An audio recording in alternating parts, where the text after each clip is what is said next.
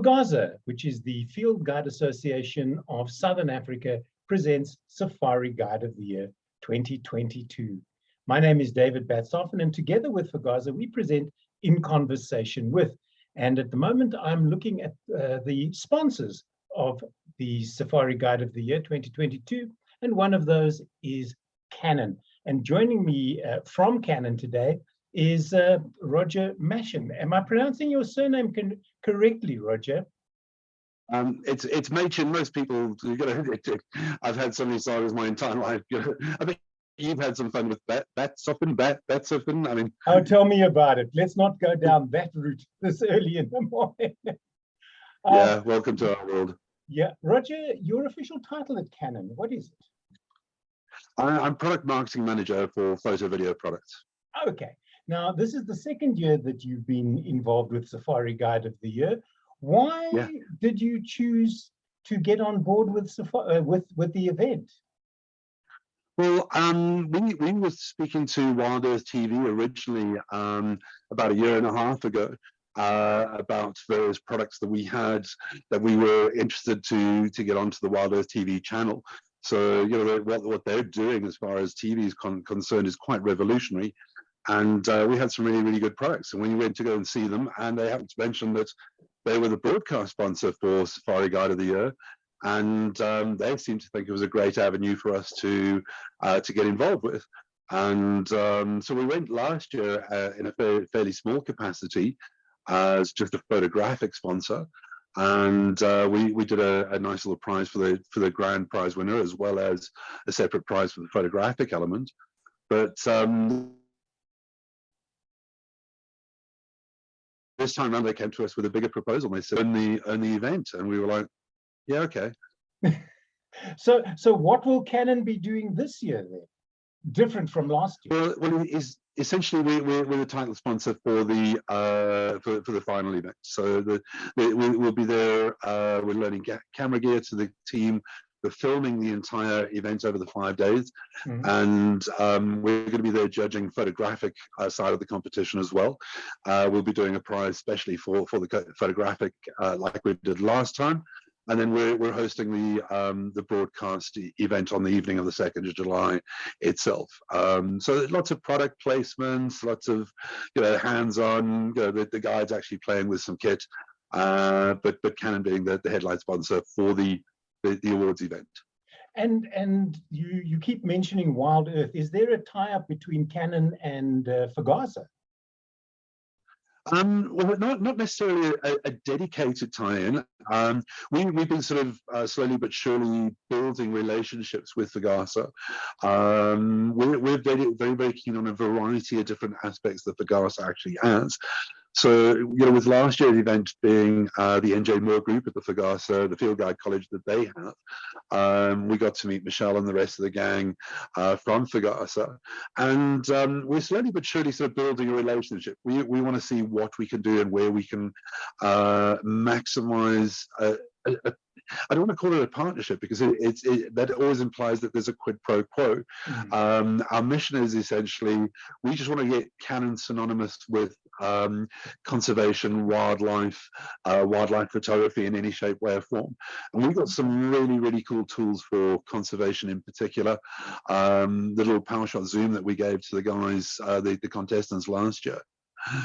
We've been sponsoring them left, right, and center for things like rhino conservation, wild dog, cheetah tracking, that kind of story, because we've got some amazing tools, and it just seemed logical for us to get involved. And if GAZA is the door that opens us into, oh, you need to speak to these guys, they're doing pangolin or they're doing whatever. That's essentially where it is at this stage, because we're not in the field guide business. You can't be everything to everybody, Roger. But technically, they aren't really the photograph evolution in GAZA towards wildlife photography tourism, because that's proving to be a massive growth area. Especially over the last couple of years, and that people are traveling halfway around the world with millions and millions of rounds worth of kit, and they want to get the best photograph in the quickest amount of time. So yeah. So is it true that if you climb on board an aircraft with a 400 2.8, you have to buy an extra seat for the lens? Well, no, not really. The old 400 2.8s were sort of 6 kilos and yay big, and they came in massive trunks that wouldn't fit in overhead compartments. The world has changed. Our latest Oh, as you said, our latest 2.8 is 2.95. This tube that's Roger, every time you mention a weight or this big, it doesn't become too big of an issue. Okay. So I'm getting thinking back to to at the moment. I was trying to travel last week with my 1200mm f8, and even though that's 4 kilos, it's a good 88 centimeters long, and people looked at me very strangely. What will you be looking for from the finalists when it comes to photographic? Right. Well, you know, the difficulty was when we looked at judging this for the last year's competition. You know, we were could we give them all the same camera and tell them to go get the best photo? We judge them on the photographic ability. That's a little unfair. You know, one guy sees an elephant and another guy sees nothing. Yeah. That's just, unless we put them all in exactly the same place, the same camera, same lens, and then judge them in that situation. It's like we don't really want to judge them on their photographic ability. So what we did, we set up a set of criteria by which we judge their ability to handle a wildlife photographer guest.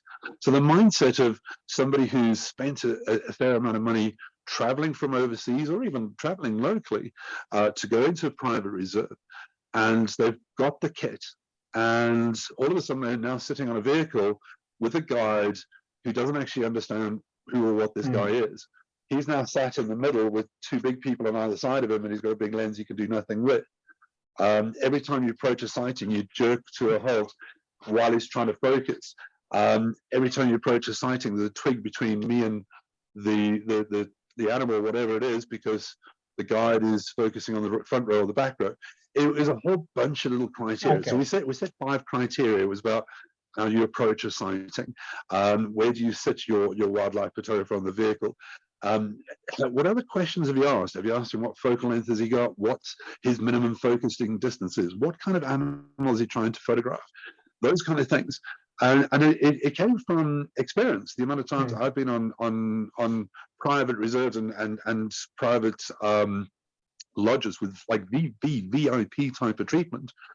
And I sat there as a photographer and I came home with, wow, if only he'd driven forward 20 centimeters, if only he'd let me sit on that side, if he'd only gone around that side of the sighting so the light was from behind. To be fair, you know, I didn't open my mouth and actually tell him what to do, but at the end of the day, our mission is through this event to train these guys and to become better photographic guides. Okay. Does that make sense? Yeah, it does indeed. It does indeed, because as a photographer myself, I feel exactly the same way as you.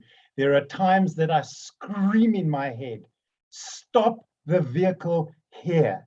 Why do you need to chase sunrise? If I say stop, my sunrise is good here, then stop. Don't say to me, oh, I've got a better spot 15 minutes away, because by the time I get to your better spot, light's gone. The light is gone. That sunrise has happened and we've lost the entire thing. And then I'm angry for the rest of the drive. I really and truly am. And when I get off the vehicle, I don't want, you know, it just leaves a bad taste in your mouth. But it's not for me.